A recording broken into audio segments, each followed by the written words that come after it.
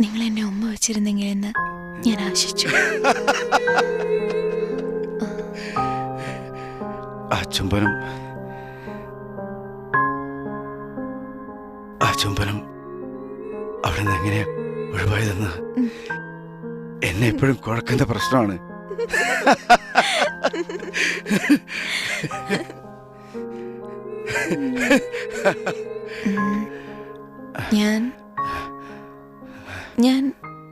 ഞാനൊരു രഹസ്യം ചോദിക്കട്ടെ? അല്ലെങ്കിൽ വേണ്ട. നീ